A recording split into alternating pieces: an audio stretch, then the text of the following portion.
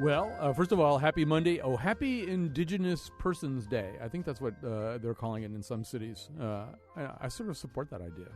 Connecticut will be the last state to have Indigenous Persons Day instead of Columbus Day, but for those of you who celebrate it. First of all, I also have to say Kyone Wolf is not here today. What happened was that she was on her phone. She was distracted. She was looking at her phone because she was trying to work out her football bet on FanDuel.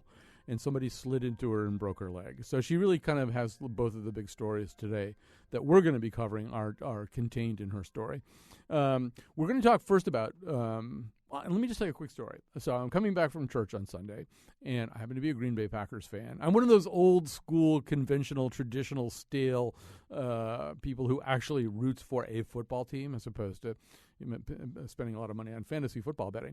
So I'm a Green Bay Packers fan, and the game's coming up at 1, and it's 12:30. I'm on the road, so I turn on ESPN radio thinking, well, they'll have some kind of pregame show on, pregame analysis of all the games that are coming up and everything. So, and maybe they'll say something about the Packers. Well, silly me. They don't have anything like that. They have a show called Fantasy Focus, and all they do on this show is their experts sit there and tell you which tight end to start if you have a choice between Witten and Gates or something like that. That's all they're doing.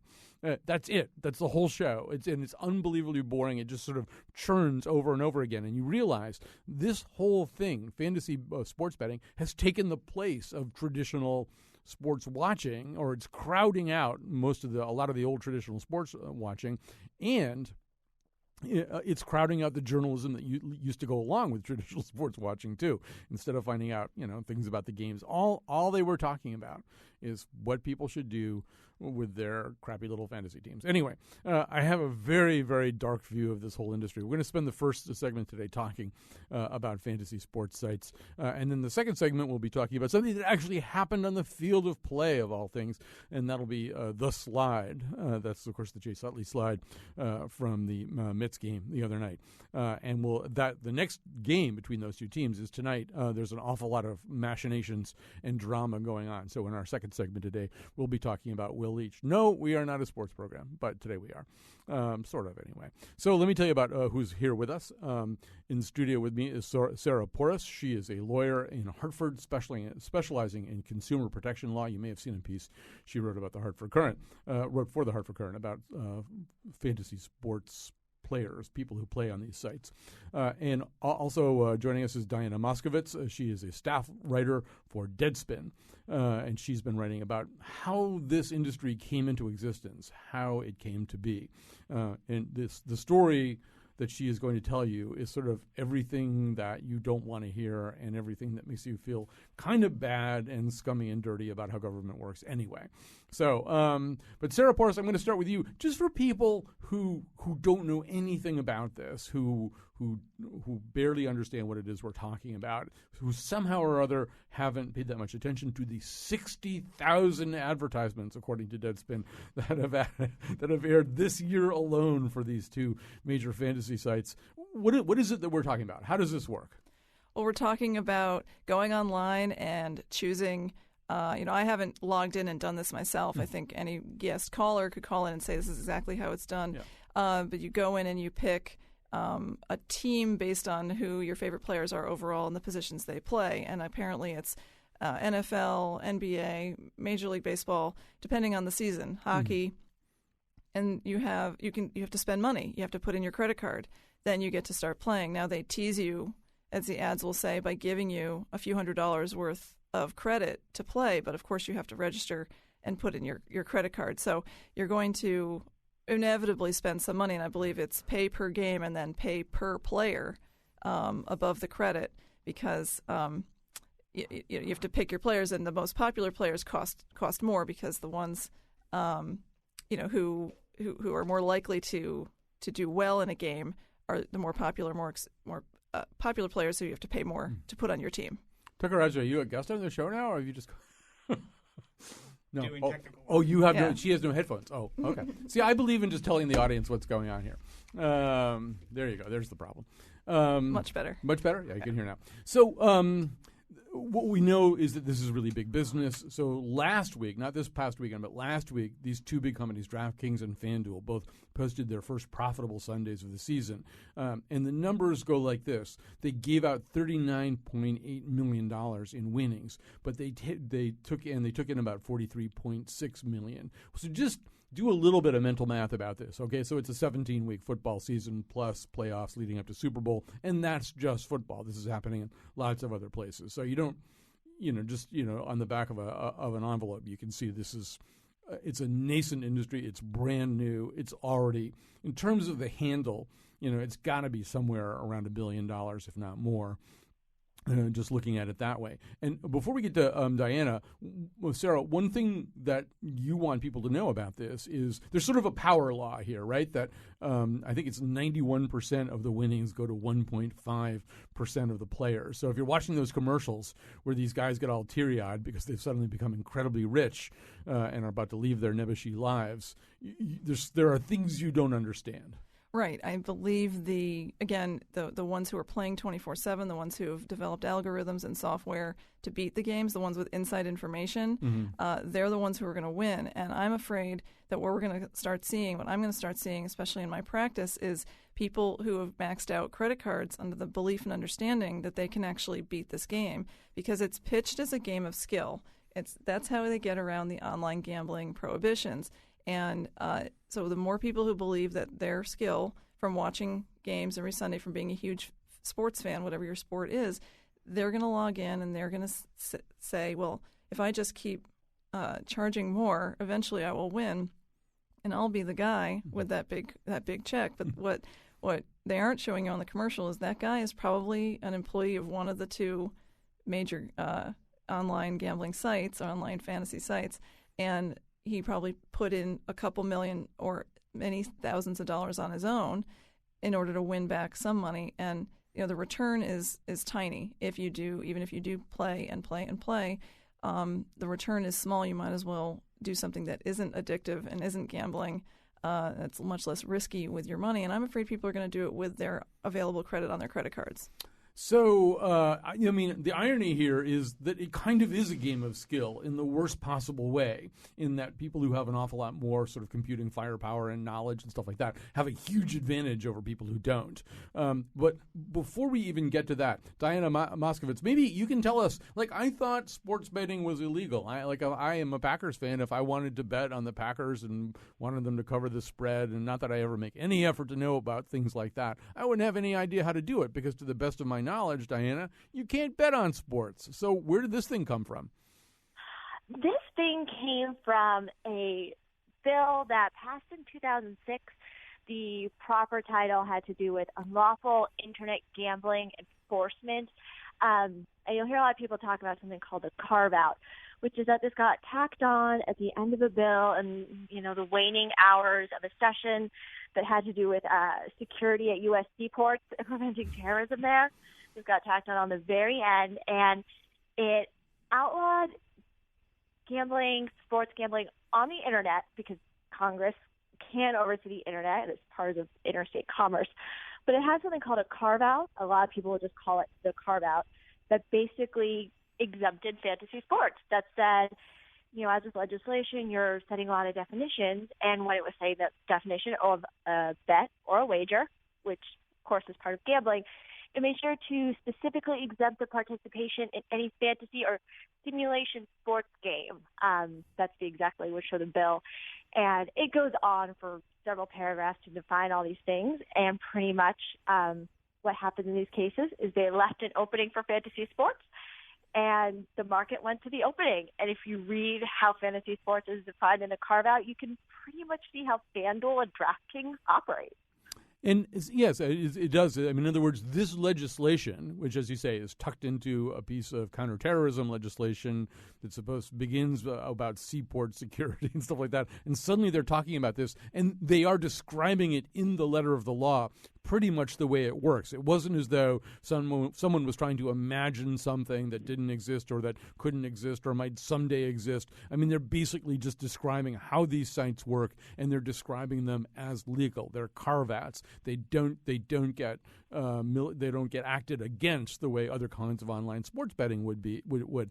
And one of the things that you reported, Diana, is that it's kind of interesting who wanted this, because we know in general that most professional sports leagues aren't too crazy about sports betting, the other kind of sports betting, what we will now refer to apparently as the bad kind of sports betting. But somehow or other, the NFL really wanted this thing. Now, why was that?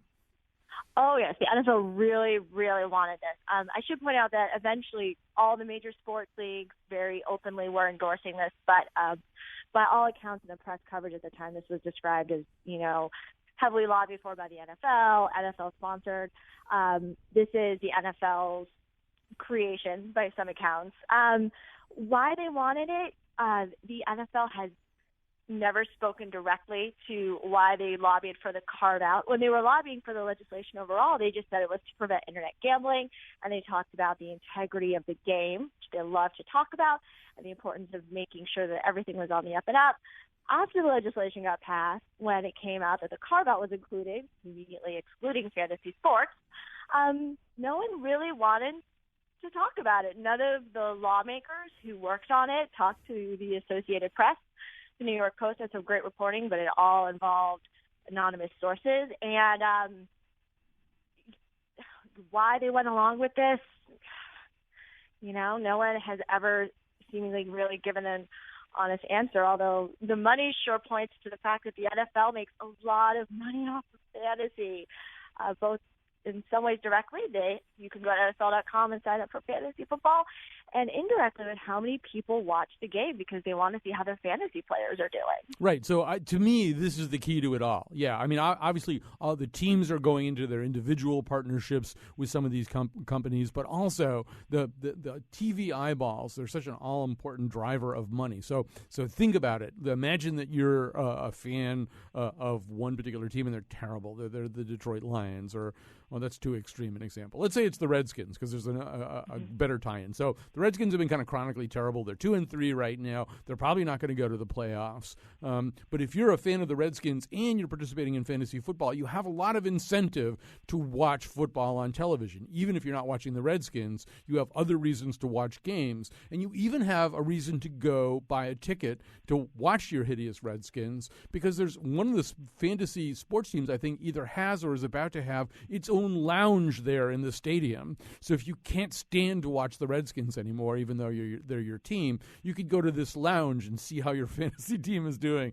and hang out with other gambling addicts. And so, I mean, obviously, the ways in which the NFL can better monetize their already highly monetizable product they're almost endless when you think about it. Now, Sarah, one of the things, and Diana kind of alluded to this, whenever there's an argument in favor of something like this, whether it's this kind of fantasy site gambling or the arguments that go on all the time about legalized sports betting or any kind of legalized betting. And significantly, and we can talk about this, the gaming industry is the one player that so far has been kind of shut out of this. They're on the sidelines screaming their heads off because they want legalized sports betting, and instead it's this fantasy thing. But either way, the argument is always, we can regulate it. We can monitor it better this way.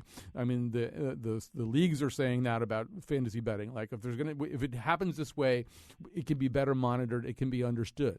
But what we found out so far is it's not being monitored at all. I mean, you definitely have a more monitored activity if you take the same amount of money down to a blackjack table at one of the casinos. Not that that's a great idea, but it seems, from what I can tell, the regulation of that is much tighter than what we're seeing here.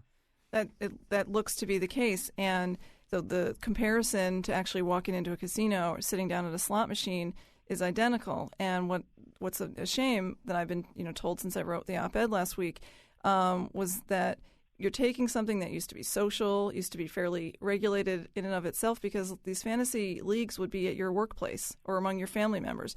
You weren't spending a ton of money on it. I mean, some people could go overboard, but a few $100 is different from a few $1,000s. And it was social. It was limited. You couldn't do hundreds and hundreds of these because you'd run out of family or coworkers to do them with. So what it's doing is it's turning us, instead of going social and outward with it and it being kind of a fun thing, just kind of a game, and the thrill of maybe winning at the end of the season or at the end of the weekend, is being transformed into an individual thing. I always picture people at home in dark rooms lit by their monitors, and overnight, in the middle of the night, doing these things. And if you weren't addicted or didn't know you had an addiction before, I think this is really can play into that. And that's the pattern I'm afraid I'm going to start seeing. Right. And I mean, when I say this is not regulated, really, although there's a little fine print thing with the ad saying what the average actual winning is, which is like $22 or something, I mean, what you really don't understand is who you're playing against, how many more advantages even if they're not engaging in insider trading, how many more advantages they have. They have the people who are really good at this, the 1.5% power law winners in this, have computer programs that just allow them to crunch data faster, make changes in their lineup faster, respond to situations faster than a human being could. So you, the human being, it's sort of like you're day trading head-to-head in a zero-sum game against Goldman Sachs, you, the average person. So, but this is like not being revealed to people. We're going to take a quick break. We're going to come back with more of Sarah Porras, more of Diana Moskovitz from Deadspin after this. Running backs too. Hey, Jack, you need a quarterback or you could be screwed. It's the reason I'm cheesing and feeling so fine. It's fantasy football time. Fantasy football time. All right, we're back. It's a very sports-heavy edition of the Scramble today. We're talking right now about fantasy betting sites. We'll be talking about The Slide. I don't really have to tell you what The Slide is. We'll be talking about that in the final segment here today.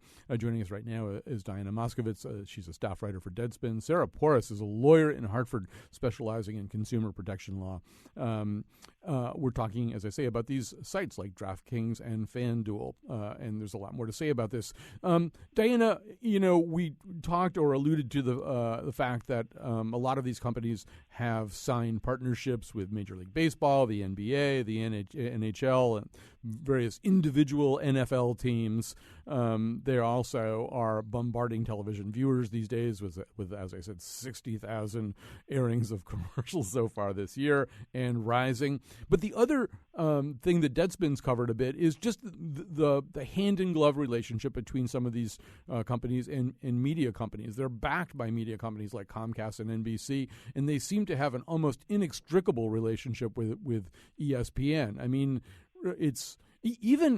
I was astonished today that the New York Times, which is doing some pretty hard-nosed reporting about some of the liabilities of these companies, not that they have any kind of business relationship with DraftKings and FanDuel, but right next on their website, right next to the hard-nosed reporting, is all this like advice from the New York Times about how to manage your fantasy team. They've got a couple of savants and experts there to tell you how to do this better. But the media component of this, Diana, is pretty big from what I can gather. Oh, yeah, it's huge. It's actually, some people say part of why this is all finally blowing up. My colleague Barry Paczewski wrote a really great piece about how part of what happened this year was just everyone got so sick of those ads. I'm a football fan. You're a football fan. We all knew Daily Fantasy was here. It didn't just pop up, but it was, a banner ad here, a TV commercial there. This year, both companies, for reasons I don't completely know, it doesn't really matter, they both just went in. They went in hard. They were making huge ad buys. They were everywhere. There was one day I was watching football, and I swear on every commercial break, no matter which station I was on, I saw those ads, and it just got annoying and it got frustrating. And in that sense, it was only a matter of time until someone made a mistake and everyone was going to pounce on it, because everyone was just really mad at them and really frustrated and really over it. And that's a part of it too. Everyone was just sick of seeing them. Yeah, I'm not only sick of the ads. I'm sick of Ed Norton's entire acting career, because he's on half of those ads. By the way, if you're involved in this in some way and you want to communicate with us, you can call in 860-275-7266, 860-275-7266. You can also tweet at us as people are doing at WNPR Colin. Diana was saying, Sarah, why this year, why so many apps? One possibility, we got a tweet from Paul about this, one possibility is that they know that people like you who are writing op-eds, who are consumer protection attorneys, who may be in touch with their elected representatives in Congress, we have people like Richard Blumenthal who are already getting interested. One reason to do this is it is the Wild West right now. It's not very well regulated, as Paul is suggesting, and this makes sense to me. Get as many new members as you can before there are laws. That's right. It's online gambling. It's very ambiguous. I was doing some research too about Connecticut's laws about gambling and gambling online, and they defer to a Department of Justice opinion letter, and there isn't a specific carve-out in the Connecticut general statutes against online gambling. And the one case I've ever handled was a client who had a high credit card debt, and we were trying to use the defense that he incurred the debt doing something or that was the loan was given for an unlawful purpose, and the best we could do was really negotiate his debt down to a lower fraction than what he would have had to pay had they gotten a judgment against him. So it really is insidious. It's very hard to help people and protect people from their own addiction, their own participation, especially when they use their credit card. And that's when I come in, is when someone has maxed out credit cards and has stopped paying their mortgage because of it and other bills, and they seek legal help. Do you think?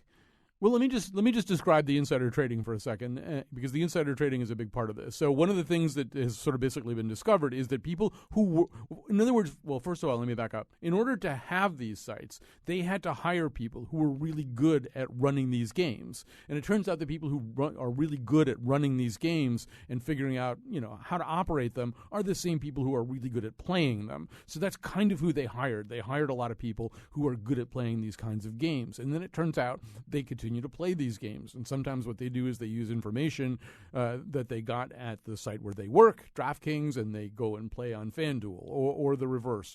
It's helpful to have a lot of information about how the betting is going, because the way that you win in some cases is to bet on or start or use players that a lot of other people aren't using. If you're using the same player, using the same quarterback that everybody else is, it's hard to make a lot of money with Aaron Rodgers because everybody wants to use Aaron Rodgers because he's a great quarterback.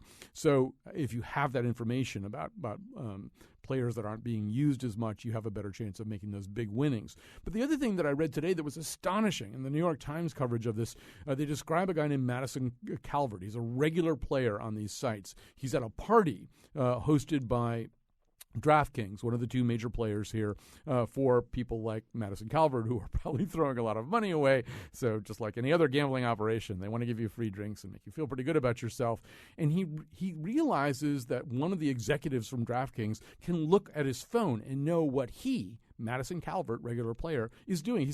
This guy says to him, "Oh, you know what? You're starting the wrong pitcher there. Too many other people are starting that pitcher. Don't use that pitcher."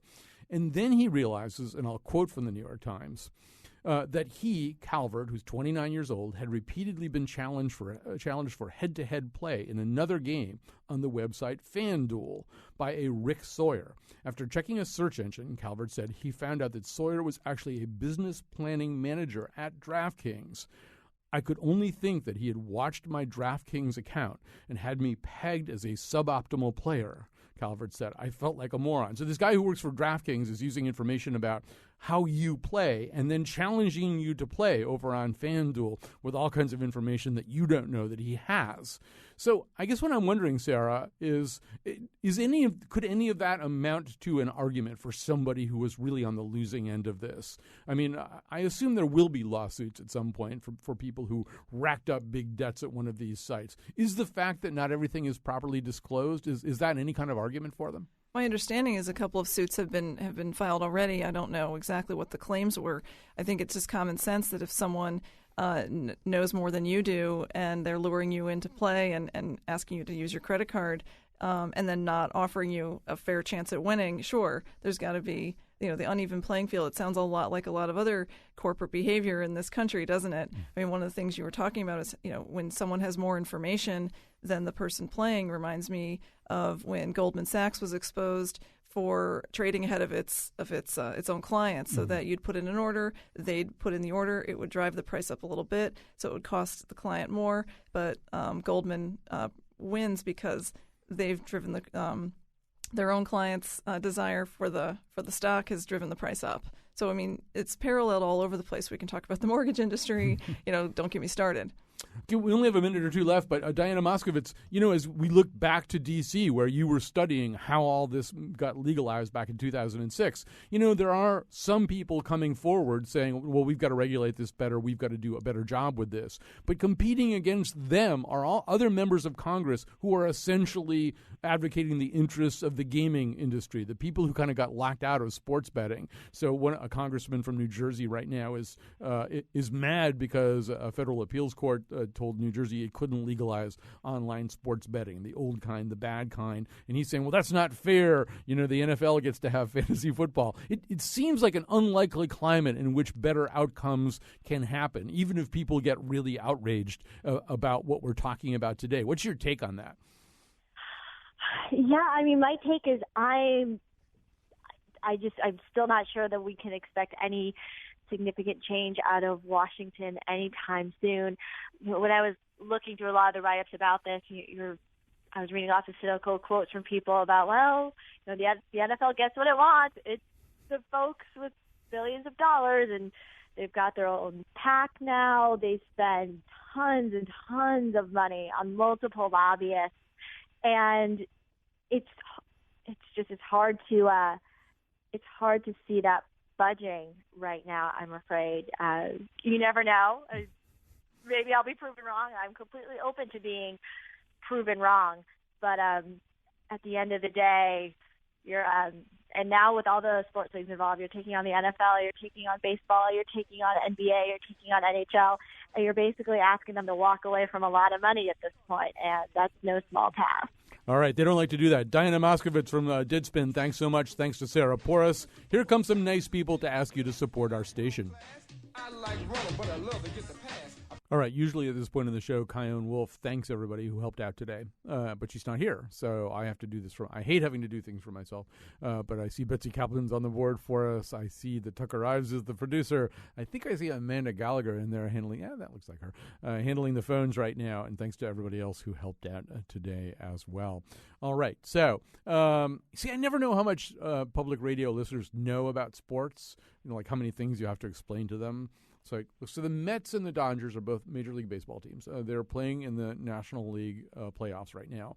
On Saturday, there was a play involving a base runner from the Dodgers named Chase Utley and an infielder, a shortstop for the Mets named Ruben Tejada, that has become very controversial. Chase Utley did something that is probably illegal in baseball, and I'm actually trying to think of sports where you can do that, where it's not, at minimum, it's frowned on in football to launch yourself at somebody's legs like that, and it may even be illegal. I'm trying to think, there aren't too many, it's not legal in soccer, you can't do that, not the way that he did it, but it's almost definitely a problem in baseball. Joining us right now is Will Leach, one of our favorite guys covering sports, senior writer for Sports on Earth, founder of Deadspin. We just talked to Diana Moskovitz from Deadspin, and these days Will also has what sounds like a dream job, which is covering the cultural component of the presidential campaigns for Bloomberg politics. Will, that's got to be a great job.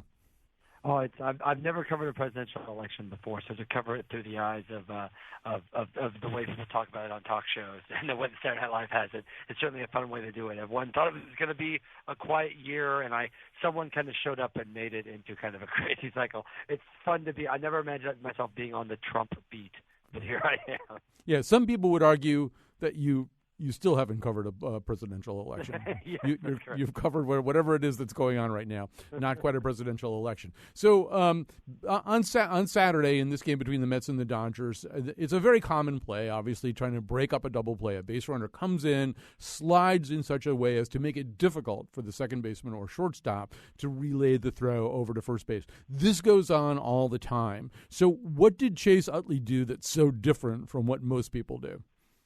Well, there are two views on this. One is that Utley came in unusually hard, purposely trying to hurt Ruben Tejada and basically doing something, a dirty play is the way people usually refer to it. That is one view. My view is certainly I think the play is ugly, and certainly it's not what you'd like to see, and it seems like something that should not be in baseball. But one thing it is definitely not is unusual. To me, the unusual thing about this is this comment happens all the time in baseball. It will happen, if it doesn't happen in today's game you're watching, it'll happen tomorrow. People always take out the shortstop or the second baseman on that play. And I think it's ugly that they do it, but they certainly do it. The thing that was different about this play was that Ruben Tejada got hurt. Right. There was Ruben Tejada. He broke his leg on the play, and it switched the whole momentum in the game and gave the Mets. Basically, the Mets were ahead going into the inning, and after that, the Dodgers came back and ended up ultimately winning the game. One of the reasons that I am very wary of the suspension that Major League Baseball put down on Chase Utley is not that I think this is okay. This is a kind of a complicated issue because, it's not okay. Like, it's not okay that we've just accepted in baseball that you can just take out a defensive guy for just because he's there, which is something that it's not okay that happens. But it has been common in baseball for 100 years. And so the idea that just now Chase Utley would be suspended for it, and he's on appeal, and it does look like he is going to play tonight, but the fact that you would suspend him for that, to me, speaks less to saying what we want to punish him and more reacting to public outrage and public outcry rather than sticking to a long-time policy on this, which frankly is the type of thing that has gotten the NFL in so much trouble over the last year. So I think that's what's different about this. Certainly it's not something you want to be on the side of, yeah, that's okay, Chase Utley, go ahead. I think it's a little bit more complicated than saying, don't let the bag man play. Right. I have a lot of questions about this, and perhaps you have questions and comments, too, out there. If you want to call in at 860-275-7266. I'll try to sound more like Mike Lupica when you do. 860-275-7266, or you can tweet us at WNPR Colin. So, Will, it seems to me that really almost nobody not named Chase Utley really wants Chase Utley to play in these next couple of games, and maybe some Dodgers fans, but maybe not the Dodgers themselves. This guy's 37 years old. He's kind of on the downside of what's been a great career, but a great career characterized by the kinds of aggression and aggressive play that we're talking about. But it's such a tense situation. They're adding security at Citi Field tonight because New York fans are just in a state of uncontrolled rage, even for New York sports fans, about this. I mean, in a way, yeah, the suspension is probably let's respond to fan pressure and fan outrage and media outrage, and let's get the bad man out of the picture. But it's also, I mean, there's some very practical reasons not to want Chase Utley to play tonight, which is that people are not in a good place about this. Yeah, but I mean, frankly, that's not Chase Utley's problem, and that's not the Los Angeles Dodgers' problem either. This is the playoffs, and this is Chase Utley surely is not necessarily a starter for the Dodgers, but for what it's worth, he actually has always hit Matt Harvey, tonight's Game 3 starter, very well, and certainly you can make an argument if this would have not happened on Tuesday. The lineups have not been announced for the game yet, but if this had not happened, Utley's probably in the starting lineup against Harvey, and maybe he still will be. So, on one hand, yeah, you can say, it's a bad situation. Mets fans are acting up. They're very angry. There's a lot of frustration. Utley has a history with the Mets even before this series. So certainly I understand that. But this isn't being couched as a public safety aspect. This is being couched as a Chase Utley has been suspended for 2 games because of what he did. And to me, again, it's a hard line to run because you don't want to say it's okay for him to do that. But the idea is that this is a punishment for an aberration, as if he is a rogue agent out there doing this thing that no one's ever seen before. To me, it speaks more to public relations than it does. And I get it. It's going to be a scary situation. A lot of people are concerned about it. But for crying out loud, it's the problem of Major League Baseball to be able to, and the New York Mets, to make sure that it's a safe place for Chase Utley to play. Yeah. It doesn't mean you suspend him so he doesn't play. Mr. Met, the team's mascot, will be in restraints tonight, I've been told. Of course. He usually is. Yeah. They usually don't let him out until in the second inning. Yeah, he shouldn't be allowed to roam free. So, just to sort of focus on this for a second. So the situation we have is, as you said, the initial plan was a 2-game suspension. Because he can appeal that means that he plays tonight. So the next thing that happens, Will, is that, and for people unfamiliar with baseball, the umpires have to make a decision. Do they warn each team at the beginning of the game discussion tonight about how they're going to handle instances of perceived retaliation. The next move would, in fact, sort of go in the normal course of these things. The next move might go over to the Mets and their starter Matt Harvey. He might, in fact, retaliate in some way, particularly if Chase Utley's up there with a bat in his hands. On the other hand, it seems like the Mets could be doubly punished here. Not only have they lost their starting shortstop to a broken leg, but they might be told, well, also we really don't want your starting pitcher to pitch inside very much, which basically ties the hands of the pitcher and creates yet another disadvantage for the Mets.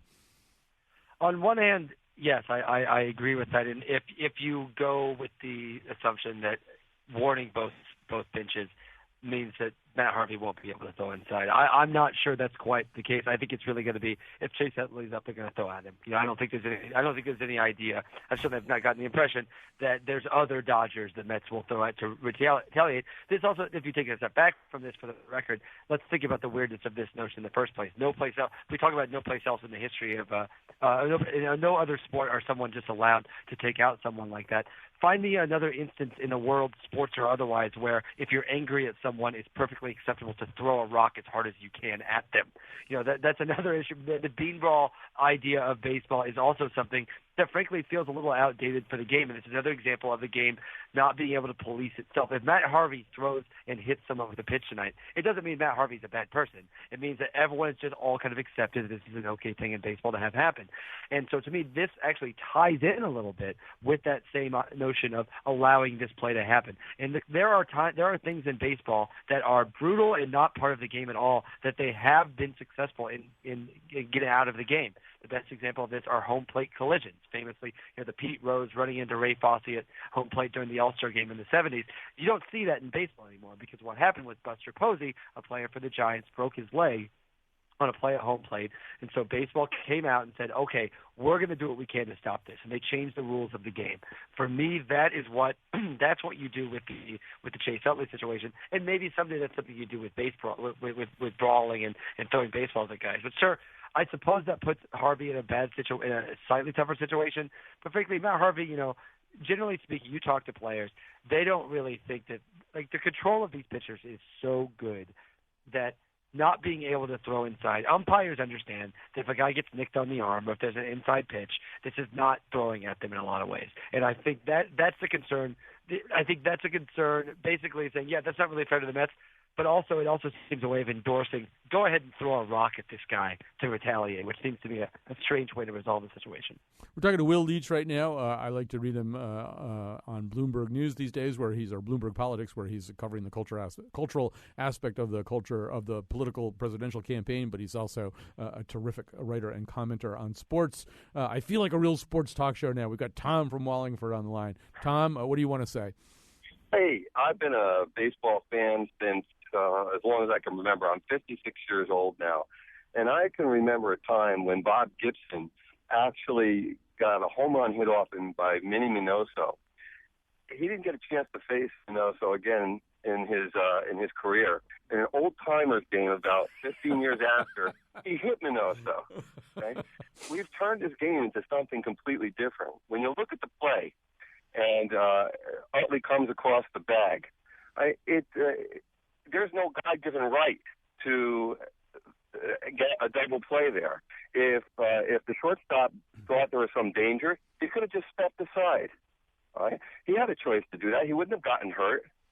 So if the person who's coming across the bag comes across hard and the shortstop doesn't want to risk getting hurt, just step away and say, I'll only take one out. Well, you bring up an interesting thing, or a place I wanted to go. Okay, so Will Leach, there's another thing called the neighborhood play, right, or the neighborhood rule, which in the past said if that shortstop or second baseman was kind of in the neighborhood of the bag, they'd record that as an out. The umpires would make some allowances, particularly if he was doing that to save his own life, as somebody came sliding in their spikes up. And I'm wondering, did the neighborhood rule get eroded a little bit because of video replay and video review of plays? Because a weird thing that happened that not too many people have mentioned is that after Ruben Tejada broke his leg, the Dodgers manager came out. I mean, they may not have known that his leg was broken at that point and said, I'm not really sure he even touched the bag.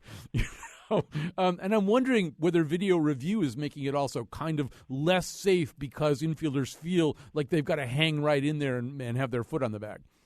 Yeah, this actually speaks to the caller's point a little bit in that this was not actually a double play.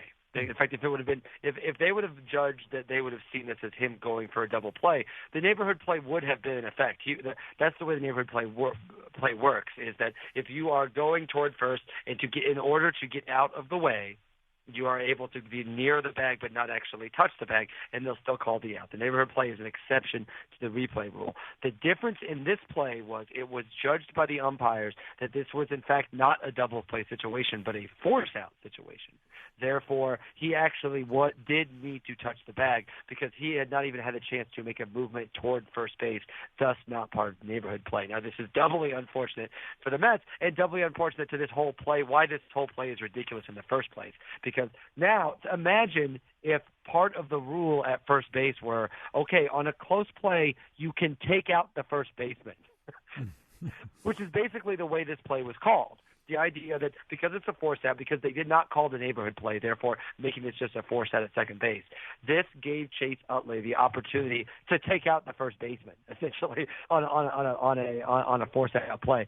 That's why, to me, we can talk about tough guys and Bob Gibson and being able to throw at these guys all you want, but that's not actually what baseball is.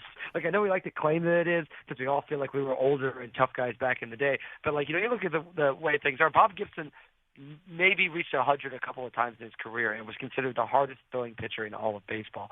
Now, every team's got 3 or 4 guys who throw 100 miles an hour. And, so for me, the idea of the safety aspect of this is not just the old days where you plunk a guy because he dug in too much on you.